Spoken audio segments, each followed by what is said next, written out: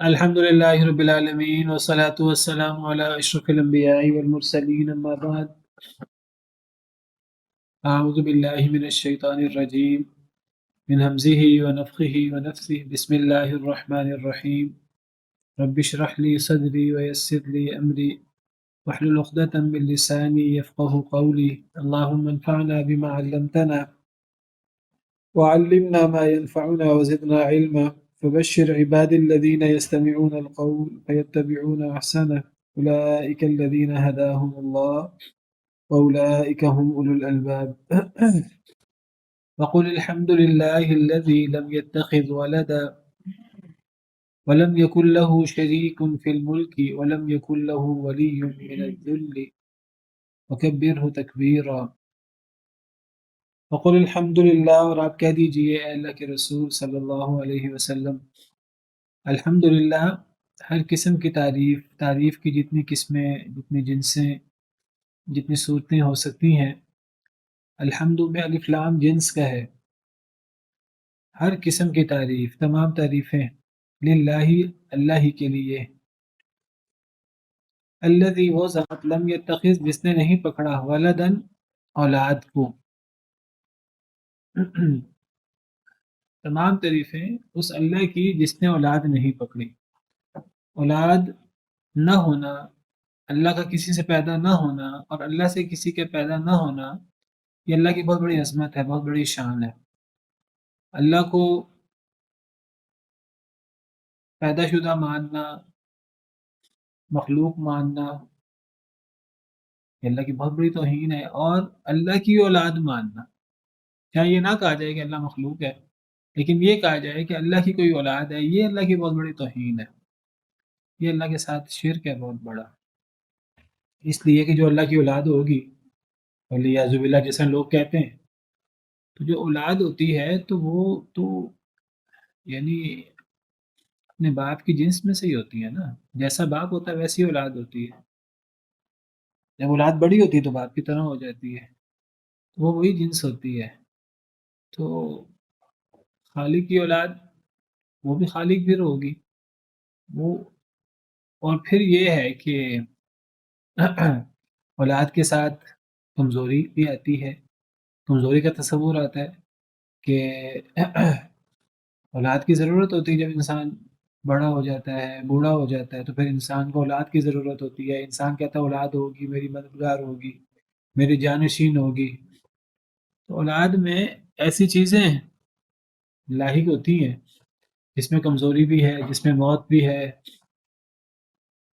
جس میں مدد کی ضرورت بھی ہے تو یہ تمام چیزیں اللہ رب العالمین کے لیے بہت بڑی گالی ہے بہت بڑی تحقیر اور توہین کا باعث ہے انسان کو اچھی لگتی ہے کیونکہ انسان ناقص ہے ایک چیز ناقص کے لیے تو ایک نعمت ہو سکتی ہے ایک انعام ہو سکتا ہے لیکن کامل کے لیے وہی چیز بہت بڑا عیب ہوتی ہے جس طرح ہم مخلوق ہیں تو ہم آرام چاہتے ہیں ہم تھک جاتے ہیں تو ہمیں آرام چاہیے ہوتا ہے تھکاوٹ ہوتی ہے تو ہمیں نیند چاہیے ہوتی ہے تو ہمارے لیے تو نیند بڑی بڑی نعمت ہے اللہ کے لیے نیند بہت بڑا عیب ہے اور اللہ کو نیند آئے گی اونگ آئے گی تو اللہ تو خالق ہے مالک ہے رازق ہے ہر ایک کی ضرورت پوری کرنے والا ہے ہر لمحے ضرورت پوری کرنے والا ہے بہت بڑا مغالطہ ہے ہمارا کہ جب ہم اللہ سے مانگتے ہیں تو اللہ اس وقت ہماری ضرورت پوری کرتا ہے ہم اللہ سے مانگیں تو اللہ پھر بھی ضرورت پوری کرتا ہے جب ہم اللہ سے نہ مانگیں تو یعنی اللہ نے ہمیں پیدا کر کے ایک سسٹم بنا کے چھوڑ نہیں دیا ہر لمحہ اللہ کی نگرانی اللہ کی مدد ہر لمحہ ایک لمحے کے آپ جتنے مرضی حصے کر لیں ایک سیکنڈ کے 100ویں حصے میں بھی ہمیں اللہ کی ضرورت ہے اللہ کی کارگزاری ہمارے اندر چل رہی ہوتی ہے ہمیں نہیں اندازہ ہمارا دل دھڑک رہا ہے ہمارے اندر کس نے سسٹم چل رہے ہیں یہ سسٹم خود بخود نہیں چل رہے کوئی اللہ نے نظام بنا کے چھوڑ نہیں دیا ہوا اور یہ صرف میرے ساتھ آپ کے ساتھ کوئی 10 لوگوں کے ساتھ کوئی 50 لوگوں کے ساتھ نہیں یہ اربوں خربوں لوگوں کے ساتھ اور پھر اربوں خربوں جو ہیں وہ قسمیں ہیں جانور ہیں حشرات ہیں اور پھر چرند پرند ہیں اور پھر مچھلیاں ہیں اور پھر ہر ایک کی کتنی قسمیں ہیں، اور پھر یہ تو وہ مخلوق ہے کہ جو ہم کسی حد تک اس کو ہم نے ہم دیکھ سکتے ہیں، ان کو کچھ جانتے ہیں ان کے بارے میں، ایسی ایسی مخلوقات ہیں ہم ان کے بارے میں جانتے نہیں ہیں۔ یہ تو ساری باتیں جو ہیں وہ یہاں زمین کی ہیں، زمین کے علاوہ زمین ایک سولر سسٹم کا ایک چھوٹا سا ایک سیارہ ہے۔ اس سولر سسٹم کی طرح کے اربوں خربوں جو ہیں وہ راز ہیں، ستارے ہیں ایک گلیکسی کے اندر، پھر گلیکسیز اربوں خربوں ہیں، نہیں ہمارا دماغ معاف ہو جاتا ہے۔ اور اللہ ایک ایک چیز کو اللہ نے پیدا کر کے چھوڑ نہیں دیا، اللہ ہر لمحہ اس کی نگرانی کر رہے ہیں۔ اگر اللہ کی نگرانی ایک لمحے کے لیے ختم ہو تو وہ چیز باقی نہ رہ سکے، یعنی آسمان ہی نہیں ہے۔ اگر ایک لمحے کے لیے اللہ کی نگرانی ختم ہو تو آسمان گر پڑے۔ آسمان کیسے کھڑا ہے؟ ایسے ہی تو نہیں کھڑا، اللہ نے پکڑا ہوا ہے۔ ہم نہیں سمجھ سکتے تو اس کا مطلب ہے نہیں پکڑا، نہیں، اللہ نے تھاما ہوا ہے۔ پرندے ہوا میں اڑ رہے ہیں، کوئی سسٹم بنا دیا اللہ نے، پر مار رہے ہیں، اڑتے جا رہے ہیں، اب اللہ کو نگرانی کرنے کی ضرورت نہیں ہے، ایسی بات نہیں ہے۔ ہر لمحے اللہ کی نگرانی ہے، اللہ نے تھاما ہوا ہے ہر پرندے کو فضاؤں میں۔ اولم يروا الم يروا الى الطير مسخرات في جو السماء ما يمسكهن الا الله، کیا وہ آسمان میں فضا میں پرندے اڑتے نہیں دیکھتے؟ آسمان میں مسخر ہیں، جیسے باقی چیزیں ہمیں مسخر نظر آتی ہیں، وہ آسمان میں مسخر کیے گئے ہیں۔ ما یمسکہن الا اللہ، نہیں تھاما ہوا انہیں مگر اللہ نے۔ یہ آسمان زمین یہ سارے ستارے سیارے، یہ جو ہم کہتے ہیں اربوں خربوں، اور یہ ہماری گنتی سے باہر ہیں یہ چیزیں، تو ہر چیز کو اللہ نے تھاما ہوا ہے، اللہ نے پکڑا ہوا ہے۔ ان اللہ یمسک السماوات والارض ان تزولا، بے شک اللہ نے تھاما ہوا ہے آسمان اور زمین کو، کہیں وہ گر نہ پڑے۔ وَلَئِن زَالَتَا، اور اگر وہ گر پڑیں دونوں آسمان یا زمین، ان امسکہما من احد من بعد، نہیں ہے کوئی جو تھام سکے انہیں، کوئی ایک مگر اللہ، اللہ کے بعد کوئی انہیں تھام نہیں سکتا۔ اللہ نے تھاما ہوا ہے آسمان کو بھی زمین کو بھی۔ زمین، اب ہماری تو یہ بحثیں ہیں کہ زمین حرکت میں ہے کہ حرکت میں نہیں ہے۔ زمین کھڑی ہے پھر بھی اللہ نے تھاما ہے، زمین حرکت میں ہے تو اس کی حرکت کتنی بیلنس ہے، تو یہ اللہ کے حکم سے اور اللہ کے تھامنے سے، قرآن و سنت کے دلائل سے محسوس ہی ہوتا ہے کہ یہ چیزیں حرکت میں ہیں۔ سورج، ستارے، اجرام فلکی حرکت میں ہیں، کل فی فلک یسبحون، اگر وہ حرکت میں ہیں تو ان کو حرکت میں بھی تو ایک سسٹم کے ساتھ، ایک بیلنس کے ساتھ اللہ نے تھاما ہوا ہے، اللہ کا بنایا ہوا نظام ہے، اور اس میں ہر لمحہ اللہ کی نگرانی، جس لمحے اللہ کی نگرانی ختم ہو جائے تو وہ چیز باقی نہ بچے۔ ہمارا دل دھڑک رہا ہے، ہر لمحے اللہ کی نگرانی ہے۔ اگر اللہ کو اونگ آ جائے، اللہ کو نیند آ جائے تو ہمارا کیا بنے گا؟ ہمارا تو کچھ بھی نہیں بنے گا۔ ہم سو جاتے ہیں تو اللہ تو نہیں سوتے، لا تأخذوہ سینۃ ولا نوم۔ تو اس اللہ کے لیے کہنا کہ اس اللہ کو اولاد کی ضرورت ہے، اس اللہ کو کسی کی ضرورت ہے، اس اللہ کی اولاد ہے، اللہ کے لیے بہت بڑی گالی ہے۔ اسی لیے اللہ تعالیٰ فرماتے ہیں کہ آدم کا بیٹا میری تکذیب کرتا ہے، میری قدرتوں کی، میری عظمتوں کی، اور مجھے گالی نکالتا ہے۔ صحابہ کرام نے عرض کیا کہ کیا ہے اللہ کی تکذیب کرنا اور اللہ کو گالی نکالنا؟ تو فرمایا کہ اللہ کی تکذیب یہ ہے کہ یہ کہنا کہ اللہ ہمیں دوبارہ پیدا نہیں کر سکتے۔ ایک دفعہ اللہ تعالیٰ ہمیں موت دے دے، یہ پہلی دفعہ اللہ نے پیدا کیا، پھر موت اللہ نے دی، ہر کام اللہ کرتا ہے، بڑے بڑے کام اللہ نے سارے کیے ہوئے ہیں۔ تو اب اللہ کہتے ہیں کہ میں مرنے کے بعد دوبارہ زندہ کروں گا انسان کو۔ مارنے کے بعد دو موتیں ہیں، دو زندگیاں ہیں، پہلی موت سے ہم گزر چکے ہیں، پہلی زندگی ہم گزار رہے ہیں، اب دوسری موت آنی ہے، اب دوسری موت کے بعد دوسری زندگی۔ ہم کہتے ہیں باقی سب چیزیں تو اللہ نے کر دی، زمین و آسمان کو تو اللہ نے بنا دیا، ہر چیز اللہ نے بنا دی، اللہ علی کل شیء قدیر بھی ہے، اللہ کن کہیں تو ہر چیز ہو بھی جاتی ہے، ساری دنیا کا نظام بھی اللہ چلا رہا ہے، ہاں بس اللہ دوبارہ پیدا نہیں کر سکتا۔ تو اللہ کی توہین ہے، یہ اللہ کی عظمتوں کا انکار ہے، اللہ کی تکذیب ہے۔ ایک طرف یہ مانتے ہیں کہ اللہ زمین و آسمان کا خالق ہے، اللہ پہلی دفعہ انسان کا خالق ہے، اللہ سب کچھ کر سکتا ہے، اور دوسری طرف جو ہے وہ یہ انکار ہے کہ نہیں، جب ہم مر جائیں گے، جب مٹی ہو جائیں گے، جب ہماری ہڈیاں وہ سیدھا ہو جائیں گی، تب پھر دوبارہ ہماری ہڈیوں کو کون جوڑے گا، دوبارہ ہمارے اندر روح کون پھونکے گا؟ وہی پھونکے گا جیسے پہلی دفعہ پھونکی ہے۔ اور اللہ کو گالی دینا کیا ہے؟ اللہ کی اولاد مقرر کرنا، یہ بدترین شرک ہے اللہ کے ساتھ۔ تو کہہ دیجئے ہر قسم کی تعریف اس ذات کی کہ جس نے اولاد نہیں پکڑی، اس کی اولاد نہیں ہے۔ اولاد کہاں سے؟ اس کی تو بیوی نہیں ہے۔ انا یکون لہ ولد ولم تکن لہ صاحبہ، سورہ نام میں اللہ فرماتے ہیں اللہ کی اولاد کہاں سے ہو؟ اللہ کی تو کوئی ساتھی، کوئی بیوی نہیں ہے۔ اللہ محتاج نہیں ہے ان کے، نہ اللہ کو ان چیزوں کی ضرورت ہے۔ ولم یکن لہ شریک فی الملک، اور نہیں ہے اس کے لیے کوئی شریک فی الملک کی بادشاہت میں۔ اللہ بادشاہ ہے ہر چیز کا، ہر چیز اللہ کے قبضہ قدرت میں ہے، ہر چیز اللہ کے اختیار میں ہے، اور اس اختیار میں اللہ کا کوئی شریک نہیں ہے، کوئی اللہ کا شریک نہیں ہے اللہ کی قدرت میں۔ اللہ کی جو اللہ کا ملک ہے نا، اس میں اللہ کا کوئی شریک نہیں ہے۔ ہاں دنیا میں اللہ نے کسی کو تھوڑا تھوڑا اختیار دیا ہو تو اس سے کسی کو مغالطہ ہو جائے کہ جی میرے پاس بڑا اختیار آ گیا، میں تو زمین کے اتنے بڑے حصے کا مالک بن گیا، اتنی بڑے زمین کے ٹکڑے پر اتنے انسانوں پر میرا حکم چلتا ہے، تو یہ بہت بڑا دھوکہ ہے جو کسی کو ہو جائے۔ اللہ اپنی کسی مخلوق کو مقام دے، کسی مخلوق کو عزت دے، کوئی اللہ کا برگزیدہ بندہ بن جائے، عالم بن جائے، ہم کہتے ہیں اللہ کا ولی ہو گیا ہے، یا اللہ کا نبی، اللہ کسی کو نبی کے طور پہ چن لیں، ہم اس کی ذات میں غلو کر کے ہم اللہ کے اختیارات میں اسے شریک کر دیں، اس سے بڑی کوتاہی اور اس سے بڑا ظلم کیا ہوگا؟ کوئی شریک نہیں ہے اللہ کا بادشاہت میں، اللہ کی صفات میں، اللہ کے اختیار میں، اللہ کے کاموں میں اللہ کا کوئی شریک نہیں۔ جب اللہ کی صفات کی بات آتی ہے تو وہاں ذرہ برابر بھی کسی کے پاس اختیار نہیں ہوتا، چاہے وہ کوئی بڑے سے بڑا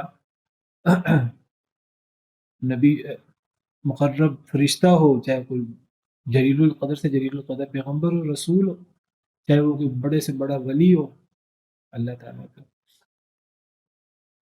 کسی کے پاس خدائی اختیارات سے کوئی اختیار نہیں ہوتا۔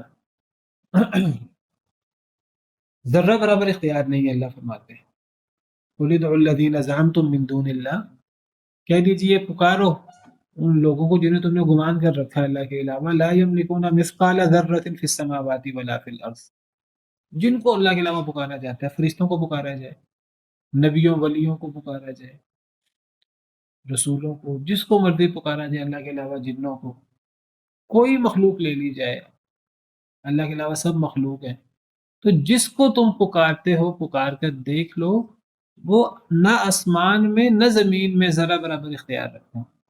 آسمان میں کوئی اختیار نہیں ہے، زمین جس زمین میں رہتے ہیں، رہتے تھے، اب فوت ہو چکے ہیں، اس زمین میں کوئی اختیار نہیں ہے ان کے پاس خدائی اختیارات میں سے، زندہ تھے تب بھی نہیں تھا خدائی اختیارات میں سے۔ جتنا اللہ تعالیٰ نے ایک بشر کو بشر کی حد تک دو ہاتھ دے رکھے ہیں، کسی کو طاقت زیادہ دے رکھی، کسی کو طاقت کم دے رکھی ہے، تو وہ اتنا سا محدود سا اختیار ہے، اور وہ اختیار بھی ایک انسان ایک عمل کرتا ہے، انسان کسی کی مدد کرتا ہے، اللہ نے طاقت دی، اللہ نے ہاتھ دیے ہیں، اللہ نے مال دیا ہے، اس کا نتیجہ بھی انسان کے ہاتھ میں نہیں ہے۔ انسان کسی کو مکہ ہی مارے، کسی کو تکلیف پہنچانا چاہے، وہ اگلے بندے کو وہ تکلیف پہنچتی ہے کہ نہیں پہنچتی، انسان کتنا ہی طاقتور کیوں نہیں ہے، انسان کے پاس کوئی ہتھیار کیوں نہیں ہے، بڑے سے بڑا ایٹم بم بھی اس کے ہاتھ میں کیوں نہ آ جائے،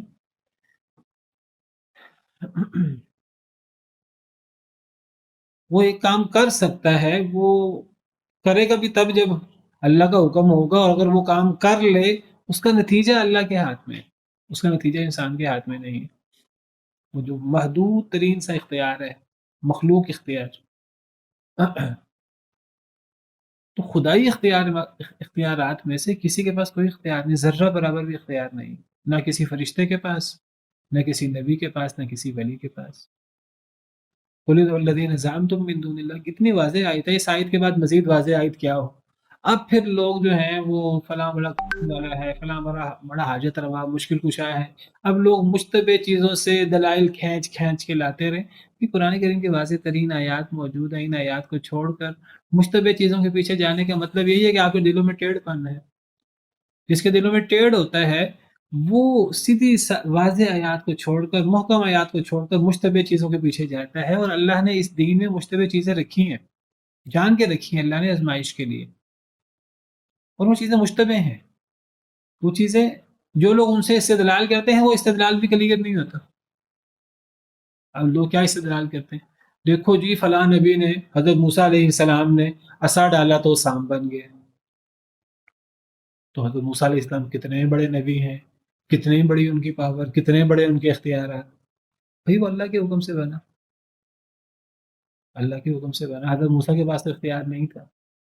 وہ جب پہلی دفعہ بنا تھا تو موسیٰ تو ڈر گئے تھے، بھاگ بھی کھڑے ہوئے تھے.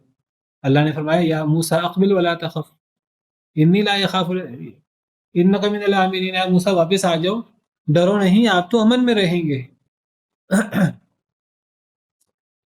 جادوگروں کے سامنے جادوگروں نے جب لاٹھیاں رسیاں پھینکی تو وہ بھی سام بن گئے. یا بھلا موسیٰ پریشان ہو گئے میں کیا کروں. اللہ نے بتایا آپ اب لاٹھی پھینکیں، اب کچھ اور اس کی کارگزاری ہوگی. پیچھے فرعون آ گیا ہے، آگے سمندر ہے، حضرت موسیٰ پریشان ہے میں کیا کروں. اللہ کہتے ہیں کہ لاٹھی مارو سمندر پہ. حضرت موسیٰ کو نہیں پتا تھا کیا ہونا ہے، یہ پتا تھا اللہ مدد کریں گے. ان معی ربی سیہدین، میرا رب میرے ساتھ ہے، میری مدد کرے گا، مجھے راہ دکھلائے گا. یہ نہیں پتا تھا کہ کیا مدد کریں گے اللہ تعالیٰ. تو اللہ نے نبیوں کے ہاتھوں پر کچھ معجزات دکھا دیے، ولیوں کے ہاتھ پہ کوئی کرامت ہو جائے، ہم ان نبیوں اور ولیوں کی ذات میں غلو کر کے انہیں اللہ بنا دیں. اللہ معاف کرے. جی سیدنا عیسیٰ علیہ السلام مردوں کو زندہ کر دیتے تو قرآن میں جگہ جگہ لکھا ہے باذن اللہ باذن اللہ باذن اللہ، وہ چھوڑ دیتے.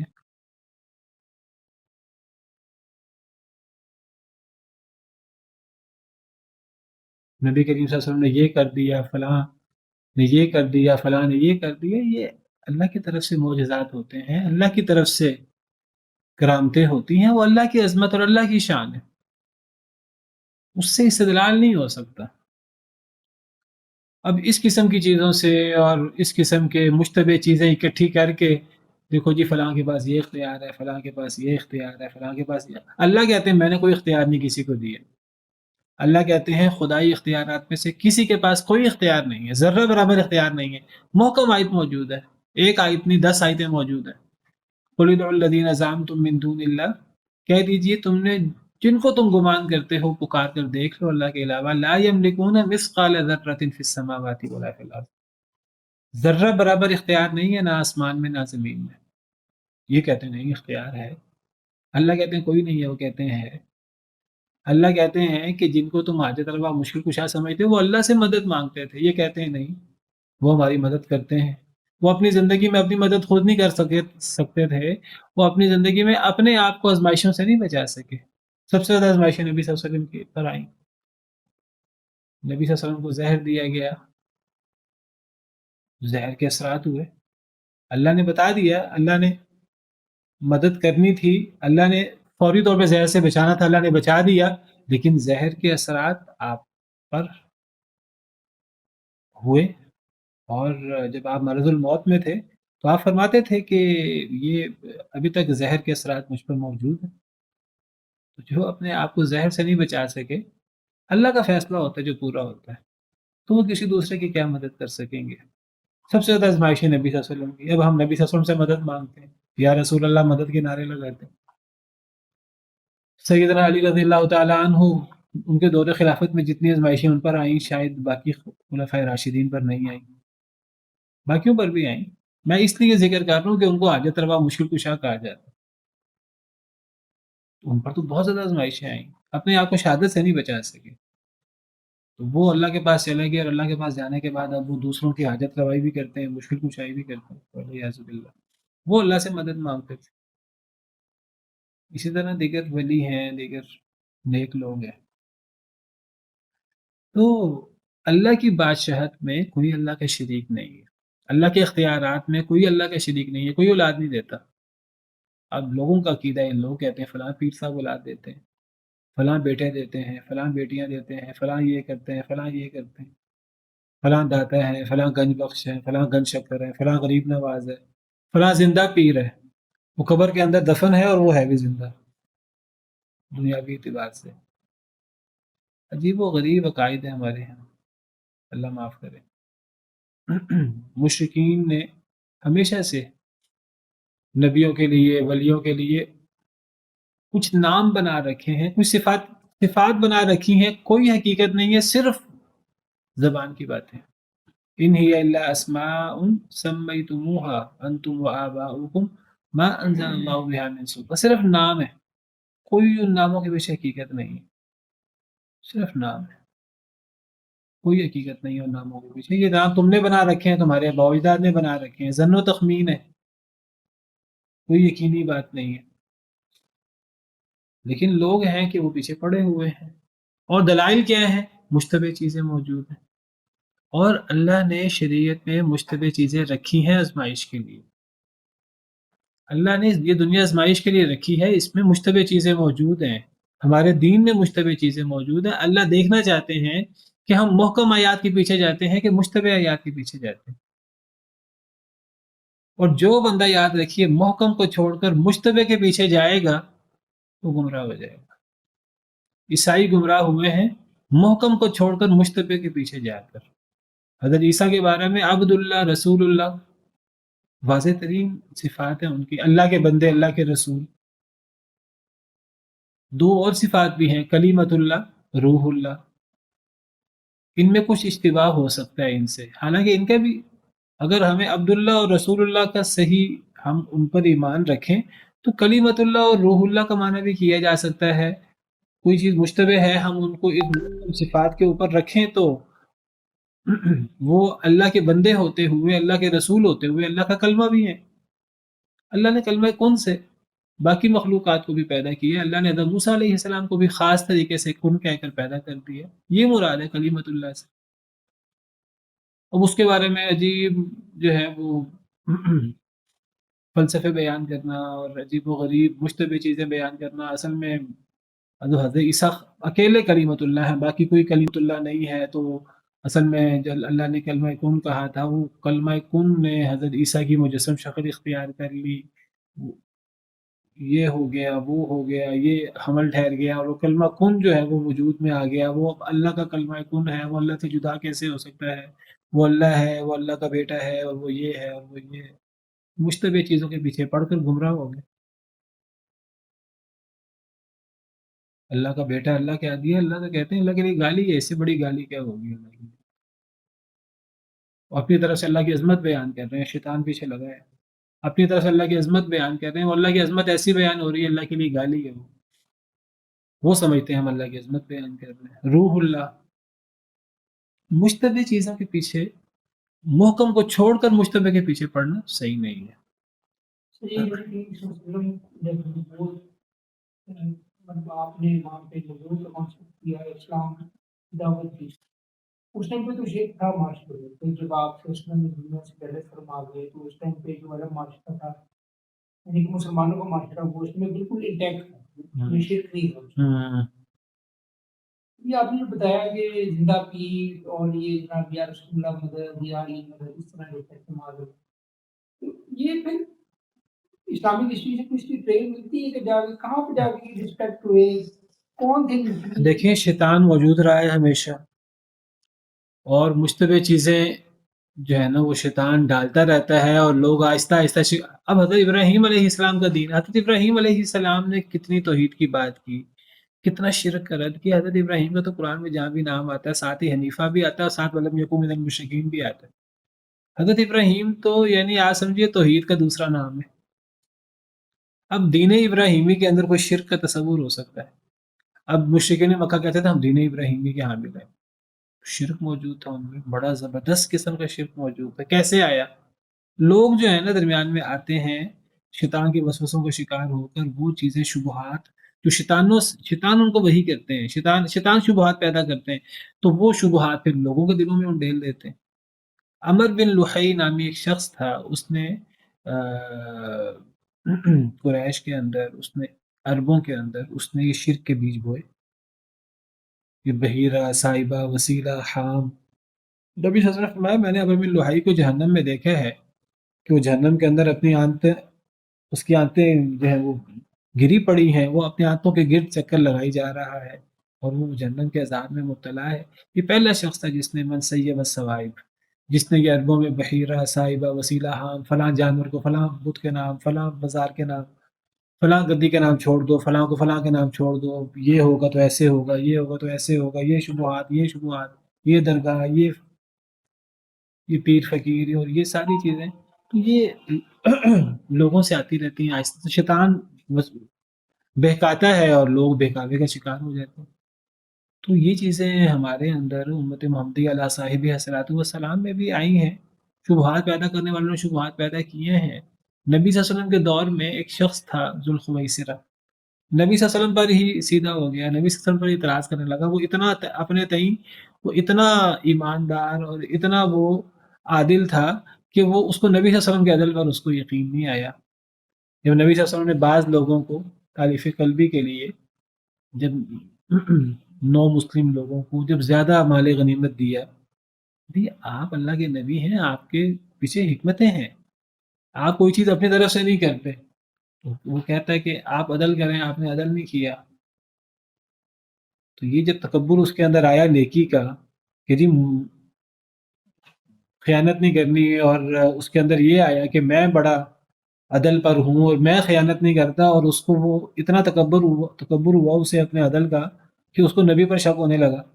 تو پھر اس جیسے لوگ پھر پیدا ہوئے دین کے اندر، جن کے اندر غلو تھا، جن کے اندر تشدد تھا، خارجی پیدا ہوئے صحابہ کرام کے اندر، اور انہوں نے دیکھی سیدنا عثمان بن عفان رضی اللہ عنہ کو شہید کیا، حضرت علی کو شہید کیا، اور کتنے صحابہ کرام کو انہوں نے شہید کیا، حضرت علی نے ان سے جہاد کیا، قتال کیا۔ پھر جو ہے وہ حضرت علی اور حضرت عثمان میں سے کون افضل ہے، یہاں سے وہ شیعہ پیدا ہوئے، اور یہ سلسلہ بڑھتے بڑھتے بڑھتے بڑھتے وہ صرف حضرت علی اور حضرت عثمان کی فضیلت پر نہیں، بلکہ حضرت علی کی باقی خلفاء تینوں پر فضیلت، پھر باقی سب کی منافقت، نعوذ باللہ، کفر اور منافقت، گمراہی، اور وہ عجیب و غریب دو ایک گروہ بن گئے۔ یہ سلسلہ بڑھتا گیا آگے، تو لوگ آتے گئے اور لوگ اس قسم کی بدعات اور خرافات کی ترویج کرتے گئے۔ ان کے رد موجود ہے کتاب و سنت کے اندر، لیکن جو ان بدعات میں پڑ جاتا ہے پھر وہ تعویل کرتا ہے پھر کتاب و سنت کی، اور وہ تعویل کہاں سے ہوتی ہے؟ وہ مشتبہ چیزوں کے پیچھے، جس کی میں بات کر رہا ہوں۔ ہمیں اللہ تعالیٰ دیکھیں قرآن کریم میں عیسائیوں کا رد ہوا ہے، عیسائیوں سے مناظرہ ہوا، تو اللہ نے سورہ آل عمران کی شروع کی آیتیں اتار دی۔ اللہ تعالیٰ نے وہاں بتایا ہے کہ عیسائیوں کے اندر خرابی کیسے پیدا ہوئی۔ عیسائی بنی اسرائیل میں بڑے نیک لوگ تھے، حضرت عیسیٰ کے پیروکار، ان کے اندر بدعات خرافات کیسے پیدا ہوئی؟ اللہ نے بتایا، اللہ نے فرمایا کہ وہ ان کے اندر مشتبہات کے پیچھے پڑنے کی وجہ سے خرافات پیدا ہوئی۔ هو الذی انزل علیک الکتاب منہ آیات محکمات ہن ام الکتاب واخر متشابہات، اللہ نے آپ پر کتاب نازل کی جس میں محکم آیتیں بھی ہیں، متشابہ آیتیں بھی ہیں۔ اب اللہ فرماتے ہیں ان لوگوں کا رویہ جو فطروں کا شکار ہوتے ہیں، گمراہی کا شکار ہوتے ہیں، ان کا رویہ کیا ہے؟ محکم واضح چیز کو چھوڑ کر مشتبہ چیز کے پیچھے جائیں گے۔ فَأَمَّا الَّذِينَ فِي قُلُوبِهِمْ زَيْغٌ فَيَتَّبِعُونَ مَا تَشَابَهَ، جس کے دل میں ٹیڑھ پن ہے متشابہ کے پیچھے جائے گا، محکم کو چھوڑ دے گا۔ اور متشابہ اللہ نے خود رکھا ہوا، قرآن میں متشابہ موجود ہے۔ قرآن کی آیت میں آپ کے سامنے پڑھ رہا ہوں، قرآن کی آیتوں میں محکم آیتیں بھی ہیں، متشابہ بھی ہیں، اللہ نے رکھی ہیں آزمائش کے لیے۔ اگر متشابہ نہ ہو تو آزمائش ویسے ہی ختم ہو جائے۔ شیطان کو اللہ نے پیدا کیا ہے، اللہ نے وہاں سے وحی کا پورا سلسلہ، وہاں سے پورا حق بھیجا ہے نبیوں کے ذریعے۔ شیطان کا خالق بھی تو اللہ ہی ہے۔ وہ جادو، سحر اور اس قسم کی چیزیں، اللہ نے دو فرشتوں کو بھیجا تھا، ہاروت ماروت کو، جاؤ جا کے لوگوں کو جادو سکھاؤ، لیکن ساتھ یہ بتا دینا انہیں کہ ہم فرشتے ہیں، ہم جادوگر نہیں ہیں، ہم فرشتے ہیں، ہم تمہیں جادو سکھا رہے ہیں، اور یہ اللہ نے ہمیں بھیجا ہے، اور ہم تمہیں جادو سکھا رہے ہیں، اور اللہ نے جادو سیکھنے سے منع بھی کیا تمہیں، جادو نہ سیکھنا، یہ فتنہ بہت بڑا قرآن میں موجود ہے۔ وما انزل على الملكين ببابل هاروت وماروت وما يعلمان من احد حتى يقولا انما نحن فتنة فلا تكفر، وہ کسی کو جادو نہیں سکھاتے تھے مگر پہلے یہ الٹیمیٹم ضرور دے دیتے تھے کہ ہم فتنہ ہے، تو کفر نہ کر. کفر نہ کر کے کیا مطلب؟ تو جادو نہ سیکھ. تو جادو سیکھے گا تو کافر ہو جائے گا. ہم فتنہ ہیں، ہم فرشتے ہیں اللہ کے، ہمیں اللہ نے بھیجا ہے. اللہ نے کیوں بھیجا؟ آزمائش. اللہ نے جب ہدایت بھی بھیجی ہے، ہدایت بالکل واضح محکم، یہ چیزیں متشابہ ہیں. اب ایک بندہ کہ جی وہ اللہ نے جب بھیجا فرشتوں کو تو ہم کیوں نہ سیکھیں؟ بھائی یہ تم یہ دیکھ رہے ہو کہ وہ فرشتے ہیں، تمہارے اندر یہ شبہ پیدا ہو رہا ہے. وہ جو فرشتے منہ سے کہہ رہے ہیں کہ ہم فطرے ہیں تو کفر نہ کر، وہ تمہیں نظر نہیں آ رہا. اب دیکھیے جو لوگ نبیوں اور ولیوں کی عظمت کے پیچھے لگ کر شبہات میں مبتلا ہوتے ہیں اور ان میں خدائی صفات پیدا کر دیتے ہیں، وہ یہ تو بحثیں کرنا شروع کر دیتے ہیں جی نبی صلی اللہ علیہ وسلم کی کتنی فضیلت، کتنے معجزے، فلاں ولی کی کرامتیں، فلاں کا یہ مقام، فلاں کا یہ مقام. ساری باتیں ٹھیک ہے اپنی جگہ پر. تو فلاں حاجت روا، فلاں مشکل کچھ ہے. بھائی وہ خود اپنے آپ کو کہتے رہے کہ ہم اللہ کے نبی، اللہ کے عاجز بندے ہیں، کوئی ہماری عبادت نہ کرے، کوئی ہمارے بارے میں غلو میں مبتلا نہ ہو. کیا کبھی نبی صلی اللہ علیہ وسلم نے کبھی کہا کہ مجھے عالم الغیب کو؟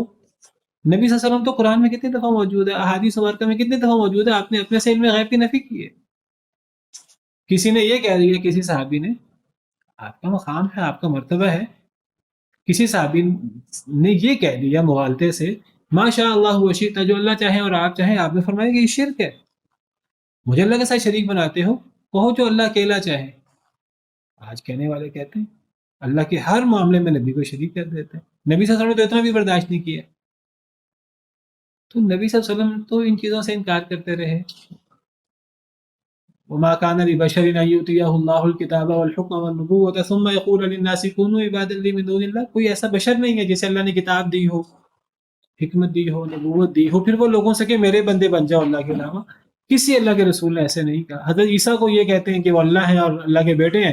قرآن کہتا ہے حضرت عیسیٰ کہتے تھے ان اللہ ربی و ربکم فاعبدون، اللہ میرا بھی رب ہے، تمہارا بھی رب ہے. اب یہ چیز محکم چیز کو چھوڑ کر متشابہ کے پیچھے لگ جاؤ جی وہ تو کلیمت اللہ ہے، وہ تو کتابوں میں لکھا ہے کلیمت اللہ ہے، کتابوں میں لکھا ہے کہ وہ روح اللہ ہے. ہم کہتے ہیں لکھا ہے کتابوں میں، مشتبہ چیز ہے، مشتبہ چیز کے پیچھے نہ پڑو. عبد اللہ اور رسول اللہ اور وہ جو ان کی دعوت ہے ان اللہ ربی و ربکم فاعبدوا، اس کے پیچھے لگو، وہ محکم ہے. اتنا بڑا اصول ہے یہ محکم اور متشابہ کا. اور یہ ہمارے پاس جگہ جگہ یہ اپلائی ہوتا ہے. ہمارے جو اختلافات ہیں آپس میں، مسلمانوں کے فرقے بنے ہوئے ہیں، گروہ ہیں، آپ کو بتاؤں ان اختلافات کے حل کرنے کے لیے یہ محکم دلائل موجود ہیں، ان کے پیچھے نہیں جائیں گے، مشتبہ چیزیں پیش کرنا شروع کر دیں گے. یعنی صحیح بخاری صحیح مسلم کی متفق علیہ حدیث موجود ہوگی، اس کو چھوڑ کر جو اس مسئلے میں نص ہے جس کا کوئی انکار نہیں کرتا، اس کو چھوڑ دیں گے. کسی ایسی حدیث کے پیچھے چلے جائیں گے جس کو کسی نے صحیح کہا، کسی نے ضعیف کہا ہے، اس پر عقیدے کی بنیاد بنا لیں گے، اس پر اختلاف کی بنیاد بنا لیں گے. حالانکہ اسی مسئلے میں صحیح بخاری صحیح مسلم کی ایسی حدیث جس کو کسی نے ضعیف نہیں کہا، اس کی کوئی اور توجیہ کر دیں گے جی منسوخ ہو گئی ہے. یہ تو کوئی بندہ پوچھے نسخ کی دلیل، نسخ تو ایسے نہیں ہوتی، نسخ کی دلیل ہوتی ہے، وہ ہے نہیں کسی کے پاس. بخاری مسلم کی حدیث موجود ہے جس میں ایک مسئلے کے بارے میں واضح موجود ہے، جس کو کوئی ضعیف نہیں کہتا، کوئی ضعیف کہہ بھی نہیں سکتا.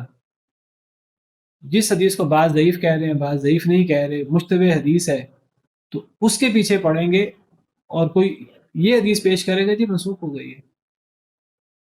اب مجھے بتائیے اس پہ پھر اب کیا بحث آگے ہو سکتی ہے؟ ایک بندے کو علم نہ ہو اس کو تو بتایا جا سکتا ہے، جس کو علم ہے، جن کی پوری تعلیم بھی اس پر مبنی ہے کہ جو احادیث اور قرآن کہتے ہیں ہمارے خلاف ہیں، ان کا جواب کیسے دینا ہے. ایسے لوگوں کو پھر کیا بتایا جا سکتا ہے، پھر ایسے لوگوں کو کیا سکھایا جا سکتا ہے. تو فرمایا وَلَمْ يَكُنْ لَهُ شَرِيكٌ فِي الْمُلْكِ، اللہ کا کوئی شریک نہیں ہے بادشاہت میں، اقتدار میں، اختیار میں، کوئی شریک نہیں کسی قسم کے اختیار میں، خدائی اختیارات میں کوئی شریک نہیں ہے اللہ کا. وَلَمْ يَكُنْ لَهُ وَلِيٌّ مِّنَ الذُّلِّ، اور کوئی اللہ کا ولی بھی نہیں ہے عاجزی سے. اللہ کا کوئی ولی نہیں ہے عاجزی سے، من الذل. کیا مطلب؟ یعنی اللہ کا کوئی ایسا ولی نہیں ہے کہ اللہ میں کوئی کمزوری ہے اور اللہ کو کسی ولی کی ضرورت ہو تقویت حاصل کرنے کے لیے، مدد کے لیے. ایسا اللہ کا کوئی ولی نہیں ہے. اللہ کو کوئی ایسا ولی ہے، نہ اللہ کو ایسے کسی ولی کی ضرورت ہے. اللہ میں تو عاجزی ہے ہی نہیں، کمزوری ہے ہی نہیں. اللہ کے ولی ہیں، اللہ کے دوست ہیں، وہ اللہ کی مخلوق اللہ اپنی مخلوق کو مقام دے کر اللہ کی مخلوق جنہوں نے اللہ کے لیے قربانیاں دی، اللہ قدردان ہے۔ اللہ کہتے ہیں یہ میرے دوست ہیں، میں ان کا دوست ہوں، یہ میرے دوست ہیں۔ اللہ کا کوئی دوست اس معنی میں نہیں جو اللہ کی مدد کر سکے، اللہ کو ضرورت ہو، اللہ عاجز ہو کہیں اور اللہ کو کسی کی مدد کی ضرورت ہو، اللہ کا حاشا ہو کہ اللہ کو کوئی ایسا دوست نہیں ہے، نہ اللہ کو ایسے کسی دوست کی ضرورت ہے۔ ذلت سے، عاجزی کی وجہ سے اللہ کا کوئی دوست نہیں ہے۔ ہاں اللہ کے دوست ہیں، اللہ رب ہے، اللہ خالق ہے، اللہ مالک ہے۔ اللہ کی مخلوق میں، اللہ نے مخلوق میں سے جو اللہ کے عاجز ترین بندے ہیں، اللہ نے ان پر بڑا انعام کرتے ہوئے اللہ نے ان کو اپنا بندہ، اپنا دوست، اپنا ساتھی کہا ہے ان کے مقام کے لیے۔ وہ اللہ کے ولی ہیں۔ الا ان اولیاء اللہ لا خوف علیہم ولا هم يحزنون، بے شک اللہ کے ولی وہ ہیں جن پر کوئی خوف نہیں ہوگا، نہ وہ غمگین ہوگا۔ ولی ہیں نہ صرف وہ اللہ کے ولی ہیں، اللہ بھی ان کا ولی ہے۔ انما ولیکم اللہ ورسولہ، تمہارا دوست تو اللہ ہے، ورسولہ اور اللہ کا رسول، والذین آمنوا اور ایمان والے۔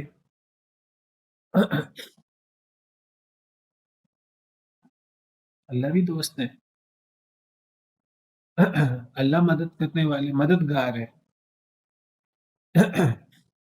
اللہ کا کوئی مددگار نہیں ہے۔ ولی کے معنی دوست بھی ہوتا ہے، مددگار بھی ہوتا ہے۔ اللہ ہمارے ولی ہیں، ایمان والوں کے، نیک لوگوں کے مددگار۔ ان نبی صلی اللہ علیہ وسلم کے بارے میں قرآن میں ہے، آپ نے اللہ نے آپ کو حکم دیا، فرما دیجئے ان ولی اللہ، میرا ولی تو اللہ ہے۔ اور اللہ نیک لوگوں کے بھی ولی ہے۔ اللہ کے بھی ولی ہیں، کوئی مددگار نہیں ہے اللہ کا، اللہ کو کسی کی مدد کی ضرورت نہیں ہے، اللہ کے دوست ہیں۔ اللہ نے ان کو یہ اعزاز دیا ہے کہ اللہ انہیں کہتے ہیں کہ یہ میرے دوست ہیں، وہ جو نیک بندے ہیں، جو دین پر عمل کرنے والے ہیں۔ ہم کہہ سکتے ہیں کیا کسی کو ولی بلائیے؟ ہم کسی کے بارے میں کہہ سکتے ہیں کہ، یعنی ہم یقین سے نہیں کہہ سکتے، کیونکہ ہمیں کسی کے اندر کا نہیں پتا۔ ایک بندے کی زندگی بڑی اچھی گزری ہو، اس کی بڑی اچھی وفات ہوئی ہو، ہم کہہ سکتے ہیں ہمارا گمان ہے یہ اللہ کا ولی ہے بہت بڑا۔ لیکن کسی کو اللہ کا ولی کہہ کر پھر ہم اس کے اندر خرافات اور اس کے بارے میں الٹے سیدھے ہم عقائد بیان کرنے لگے ہیں اور اللہ کی صفات پیدا کر دیں، یہ تو شرک ہے سیدھا سیدھا۔ جب اللہ خود کہتے ہیں کہ اللہ کے ولی موجود ہیں تو ہم کیوں نہ کہیں، ہم بھی کہہ سکتے ہیں، لیکن ہم Recording in progress. اپنے علم کے ساتھ کہہ سکتے ہیں، ہمارا علم ناقص ہو سکتا ہے، ممکن ہے ہم کسی کو اللہ کا ولی سمجھ رہے ہیں اور وہ اللہ کا ولی نہ ہو۔ اللہ کہتے ہیں اللہ کے اولیاء موجود ہیں، جس سے میں نے قرآن کی آیت پڑھی آپ کے سامنے، ان اولیاء اللہ لا خوف علیہم ولا هم يحزنون، خبردار بے شک اللہ کے دوست ان پر کوئی خوف نہیں ہوگا، نہ وہ غمگین ہوں گے۔ وہ کون ہیں؟ الذین آمنوا وکانوا یتقون، وہ ایمان والے جو تقوی اختیار کرتے ہیں۔ جو جتنا دین پر عمل کرتا ہے اتنا وہ اللہ کا ولی ہوتا ہے۔ یہ نہیں ہوتا ایک بندہ ننگ دھڑنگ رہتا ہو اور وہ اللہ کا ولی بن جائے، جس طرح ہمارے یہاں الٹے سیدھے تصورات ہیں۔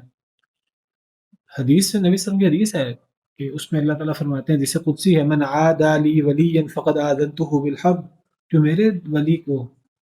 میرے ولی سے دشمنی کرے تو میں اللہ اسے جنگ کی میں دھمکی دیتا ہوں اسے۔ جو میرے ولی کو جو اذیت دے، کیا مطلب؟ یعنی اگر وہی بندہ اللہ والا ہے، دین پر عمل کر رہا ہے، اور آپ دیکھتے ہیں کہ وہ دین والا ہے اور وہ دین پر عمل کر رہا ہے، ایمان والا ہے، متقی ہے، اللہ سے ڈرنے والا ہے، تو ایسے بندے کو تکلیف نہیں دینی چاہیے۔ من عادى لی ولیا فقد آذنته بالحرب، جو میرے ولی کو اس سے دشمنی کرے اور اس سے مقابلہ کرے تو میں اللہ اسے پھر جنگ کا اعلان کرتا ہوں اس کے ساتھ۔ تو اللہ کے ولی موجود ہیں، بالکل موجود ہے، لیکن اللہ کے ولی ہونے کا مطلب یہ نہیں ہے کہ اس کے اندر کوئی اللہ کی صفات آ گئی۔ وَلَمْ يَكُنْ لَهُ وَلِيٌّ مِّنَ الذُّلِّ، اور نہیں ہے اس کے لیے کوئی ولی ذلت سے، عاجزی سے، عاجزی کی وجہ سے اللہ کو کوئی ولی نہیں ہے کہ اللہ کو کسی کی ضرورت ہو۔ وَكَبِّرْهُ تَكْبِيرًا، اور بڑائی بیان کرو، اس کی بڑائی بیان کرنا۔ بسم اللہ الرحمن الرحیم، الحمد للہ الذی انزل علی عبدہ الکتاب ولم یجعل له عوجا۔ سورہ کہف ہے، سورہ کہف کی بڑی فضیلت ہے، سورت کی اس کو سورہ کہف کہتے ہیں. کہف کہتے ہیں غار کو. تو اس سورت کے اندر اصحاب کہف کا ذکر ہے. وہ جو لوگ غار میں چلے گئے تھے جن کا قصہ آئے گا اس سورت میں، تو اس وجہ سے اس کو سورت الکہف کہتے ہیں. اس سورت کی بڑی فضیلت ہے. پورے قرآن کریم کی فضیلت ہے. اس سورت کی کچھ خاص فضائل بھی احادیث مبارکہ میں آتے ہیں. ایک فضیلت یہ ہے کہ اس سورت کی پہلی 10 آیتیں یا آخری 10 آیتیں جو بندہ یاد کرے تو وہ دجال کے فتنے سے محفوظ رہے گا. اس کی پہلی 10 آیتیں اور آخری 10 آیتیں اصل دجال کا فتنہ ہے، دھوکے کا فتنہ اور دنیا داری اور دنیا کی رنگینی. تو یہ صورت اور اس کی خاص طور پہ شروع کا حصہ یا آخر کا حصہ یہ دنیا کی بے رغبتی اور آخرت کی طرف توجہ، اس کے بارے میں اس میں میسیج موجود ہے. تو جو بندہ ان آیات کو پڑھتا ہے، ان آیات میں تدبر کرتا ہے، ان آیات کو یاد کرتا ہے، تو وہ دجال اور دجال کی جو دجل و فریب ہے، مکر و فریب ہے، دنیا کے اندر مبتلا ہونا، دنیا کی رنگینیوں میں مبتلا ہونا، دنیا کے دھوکوں میں مبتلا ہونا. تو یہ صورت اس کا شروع کا اور آخر کا حصہ خاص طور پہ، ویسے پوری صورت وہ اللہ سے جوڑتی ہے ہمیں. دوسری بات ہے کہ اس صورت کو جمعے کے دن پڑھنا چاہیے. جو اس صورت کو جمعے کے دن پڑھتا ہے تو وہ 10 دن گویا کہ اللہ کی طرف سے حفاظت میں رہتا ہے اور اس کو بڑی فضیلت حاصل ہوتی ہے. جمعے کے دن پڑھنا چاہیے اس صورت. اسی طرح صحیح حدیث مبارکہ میں آتا ہے کہ ایک صحابی اسے پڑھ رہے تھے رات کو تہجد میں، تو انہوں نے آسمانوں پہ روشنی دیکھی. وہ روشنی جو ہے نا وہ ہوتی تھی، اور روشنی ہونے کی وجہ سے ان کے قریب ان کا گھوڑا بندھا ہوا تھا، تو وہ گھوڑا پریشان ہوتا تھا. تو وہ گھوڑا پھر جو ہے پاؤں مارتا. قریب ان کا بچہ تھا، انہوں نے ساتھ لٹایا ہوا تھا چھوٹا بچہ. تو ان کو ڈر ہوتا کہ یہ گھوڑا جو بدک رہا ہے اور یہ پاؤں مار رہا ہے تو میرے بچے کو نقصان نہ دے. تو وہ پڑھنا بند کر دیتے. جب وہ پڑھنا بند کر دیتے وہ روشنی ختم ہو جاتی، روشنی ختم ہو جاتی، تو وہ گھوڑا، وہ جانور، وہ بھی خاموش ہو جاتا. لیکن جیسے وہ پڑھنا شروع کرتے پھر روشنی ہوتی اور وہ گھوڑا بھٹکنا شروع کر دیتا. اور ان کو ڈر ہوتا کہیں یہ میرے بچے کو نقصان نہ ہو جائے اس کے پاؤں سے، اس کے قدموں سے. تو نبی صلی اللہ علیہ وسلم کو بتایا کہ یہ راز ایسا ہوا ہے. تو آپ نے فرمایا کہ فرشتے تھے وہ فرشتے تمہاری سورہ کہف سننے کے لیے وہ قریب ہوتے تھے، تو وہ روشنی ان کی وجہ سے ہوتی تھی. تو وہ اس لیے جو ہے نا وہ گھوڑا بھی دکتا تھا. یہ فضیلت ہے اس صورت کی، بہت بڑی فضیلت ہے. الحمد للہ الذی انزل علی عبدہ الکتاب ولم یجعل له عوجا. ہر قسم کی تعریف اس اللہ کی ہے جس نے نازل کیا اپنے بندے پر کتاب کو، ولم یجعل له عوجا، اور نہیں بنایا اس کے لیے، یعنی اس کتاب کے لیے، عوجا کوئی ٹیڑھ پن. اللہ اپنی عظمت، اپنی شان بیان کر رہے ہیں، اپنی تعریف کر رہے ہیں. کس پر؟ کہ اللہ نے کتاب نازل کی اپنے بندے پر. تو اللہ کی کتاب اللہ کی اتنی بڑی نعمت ہے جو اللہ نے ہمارے لیے نازل کی ہے اس امت کے لیے. تو اللہ اپنی تعریف کر کے قرآن کے نزول کا ذکر فرماتے ہیں، جس سے قرآن کی عظمت اور قرآن اللہ کی کتنی بڑی نعمت ہے. اس سے بڑی اللہ کی نعمت کوئی نہیں ہے، قرآن سے بڑی نعمت. تو اللہ اپنی تعریف کر کے خاص انداز سے اللہ قرآن کے نزول کا تذکرہ فرماتے ہیں، جس سے قرآن کی عظمت کا پتہ لگتا ہے. جب اللہ قرآن کے نزول کی، قرآن کی عظمت بیان کر کے اپنی تعریف کرتے ہیں، تو وہاں اللہ یہ بتاتے ہیں اللہ نے یہ کتاب کس پر اتاری. تو اللہ فرماتے ہیں اللہ نے یہ کتاب اپنے بندے پر اتاری، نبی کریم صلی اللہ علیہ وسلم پر. تو جب یہ اتنی ایک عظمت والی بات ہے کہ اللہ کہتے ہیں اللہ نے کتاب اتاری، اور اللہ اس بنا پر اپنی تعریف کرتے ہیں الحمدللہ الذی انزل علی عبدہ الکتاب، تو وہ کتاب جس بندے پر اتاری اس بندے کا کتنا مقام اور کتنا مرتبہ ہوگا. نبی کریم صلی اللہ علیہ وسلم کا. نبی کریم صلی اللہ علیہ وسلم پر اللہ نے اپنی کتابوں میں سے افضل ترین کتاب اتاری. آپ کی فضیلت کی وجہ قرآن ہے. اللہ نے آپ پر افضل ترین کتاب اتاری، تو اللہ نے آپ کو گویا کہ تمام نبیوں کا سردار بنا دیا. آپ کو یہ فضیلت قرآن کی بدولت حاصل ہوئی. اگر یہ قرآن کسی اور نبی پر نازل ہوتا تو وہ نبی افضل ہوتا.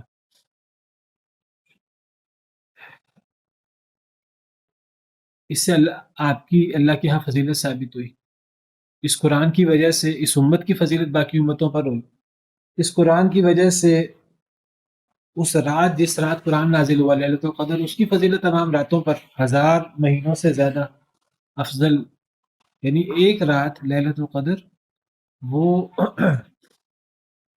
1000 مہینوں سے افضل بن گئی۔ اور اس کتاب کو اتارنے والے فرشتے جو ہیں وہ تمام فرشتوں کے سردار بن گئے، جس مہینے میں یہ کتاب اتری وہ مہینہ تمام مہینوں کا سردار بن گیا، رمضان۔ یہ ساری عظمتیں اس کتاب کی وجہ سے ہیں۔ تو اس سے پتہ لگتا ہے کہ جب ہمیں اس کتاب کی وجہ سے عظمت ملی ہے، صرف اس کتاب کے نازل ہونے کی وجہ سے، تو جب ہم اس کتاب کو پڑھیں گے اور اس کتاب پر کما حقوق عمل کریں گے تو ہمیں کتنی عظمتیں، کتنی رفتیں حاصل ہوں گی۔ اور جب اللہ تعالیٰ نے یہاں نبی کریم صلی اللہ علیہ وسلم کا ذکر فرمایا ہے تو یہاں نبی صلی اللہ علیہ وسلم کی صفت کون سی ذکر کی ہے؟ تو نبی صلی اللہ علیہ وسلم کی صفت عبدہ، عبودیت ذکر کی ہے۔ اس سے پتہ لگتا ہے کہ میں بات کر رہا تھا کہ کچھ صفات ہیں جو اللہ کی صفات ہے، جو کامل صفات ہے۔ اب اللہ کامل ہے، کوئی صفت ہے وہ اللہ کے لیے تو پسندیدہ نہیں ہے، اللہ کے لیے تو وہ نقص ہے، لیکن وہ بندوں کے لیے، مخلوق کے لیے بیان کی جائے تو مخلوق کے لیے بڑی عظمت کی بات ہے۔ اب مخلوق کی صفت بڑی عظمت کی ہے کہ مخلوق کو اللہ کا بندہ، جو مخلوق اللہ کا جتنا عاجز بندہ ہوگی وہ اتنی افضل ہوگی، کیونکہ مخلوق مخلوق ہے، اس کو اللہ کی ضرورت ہے، تو جو جتنا اللہ کا عاجز بندہ ہوگا وہ اتنا فضیلت والا ہوگا۔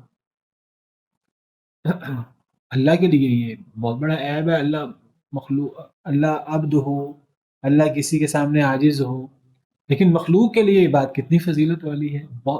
مخلوق جتنی جھک جائے گی اللہ کے سامنے، جتنا وہ ناک زمین پر لگائے گی اللہ کے سامنے ماتھا زمین پر ٹیکے گی، تو اتنی اس کی فضیلت اور اس کا اتنا مقام ہوگا۔ مخلوق کے لیے یہی کافی ہے کہ وہ اللہ کا بندہ ہے، یہی سب سے بڑی عظمت ہے۔ تو اللہ نے نبی کریم صلی اللہ علیہ وسلم کے لیے بہت خاص موقعوں پر جو خاص صفت بیان کی ہے وہ صفت عبودیت بیان کی ہے، جیسے سبحان الذی اسریٰ، پچھلی صورت میں بھی اللہ نے جب واقعہ اسراء اور معراج کا ذکر کیا تو وہاں بھی نبی صلی اللہ علیہ وسلم کی جو صفت بیان کی وہ عبد بیان کی تھی۔ سبحان الذی اسریٰ بعبدہ لیلا من المسجد الحرام الی المسجد الاقصی وَإِن كُنتُمْ فِي رَيْبٍ مِّمَّا نَزَّلْنَا عَلَىٰ عَبْدِنَا۔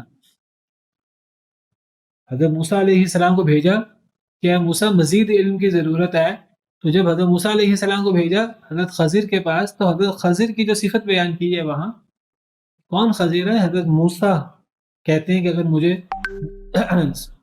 صدیاں چلنا پڑا تو میں چلوں گا علم حاصل کرنے کے لیے، میں اس بندے سے ملوں گا کہ اللہ کہتے ہیں کہ اے موسیٰ آپ کو وہاں سے مزید علم ملے گا۔ حضرت موسیٰ نے کہا کہ کسی نے پوچھا سب سے بڑا عالم کون ہے؟ حضرت موسیٰ نے کہہ دیا کہ میں اللہ کا نبی ہوں، اور مجھ سے بڑا عالم کون ہوگا؟ تو اللہ نے فرمایا کہ مزید آپ علم حاصل کریں، ایک اللہ کا بندہ ہے وہاں، آپ اس سے علم حاصل کریں، وہ وہاں جگہ پر آپ کو ملے گا۔ حضرت موسیٰ بے قرار ہو کے کہنے لگے کہ مجھے صدیاں لگ جائیں تو میں جاؤں گا، او امضی یا حقوبہ، تو میں اس بندے سے ملوں گا۔ حضرت موسیٰ وہاں گئے تو وہاں پھر اللہ نے جب حضرت موسیٰ وہاں پہنچے تو اللہ نے اس بندے کی جو صفت بیان کی ہے، تو اللہ کہتے ہیں فَوَجَدَا عَبْدًا مِّنْ عِبَادِنَا آتَيْنَاهُ رَحْمَةً مِّنْ عِنْدِنَا، پھر ان دونوں نے وہاں ہمارے بندوں میں سے ایک بندے کو پایا، وہاں اس بندے کی جس سے حضرت موسیٰ علم حاصل کرنے جا رہے ہیں، وہ سیکھنے جا رہے ہیں، تو اس بندے کی صفت عبد کے ساتھ بیان کی ہے، جس سے پتہ لگتا ہے کہ مخلوق کے لیے عبد ہونا کتنی بڑی صفت ہے۔ نبی صلی اللہ علیہ وسلم کو جب آپ کی فضیلت بیان کرنی ہو، جب آپ کا مقام بیان کرنا ہو، تو آپ کو اللہ کا بندہ کہنا چاہیے اور اللہ کا رسول کہنا چاہیے۔ سیدنا عیسیٰ علیہ السلام، دیگر انبیاء کرام علیہ السلام، دیگر اولیاء اللہ، جب ان کا مقام بیان کرنا ہو، ان کا مقام تو یہ کہ اللہ کے کتنے بڑے بندے تھے، کتنے عاجز بندے تھے وہ، یہ کوئی ان کی عظمت نہیں ہے کہ ان میں خدائی صفات پیدا کر دی جائیں۔ ان کی عظمت یہ ہے کہ یہ کہا جائے کہ اللہ کے کتنے عاجز، اللہ کے کتنے عبادت گزار، اللہ کے کتنے شکر گزار بندے تھے۔ چلیں اسی پر بس کرتے ہیں۔ سبحان ربک رب العزت عما یصفون وسلام علی المرسلین والحمد للہ رب العالمین۔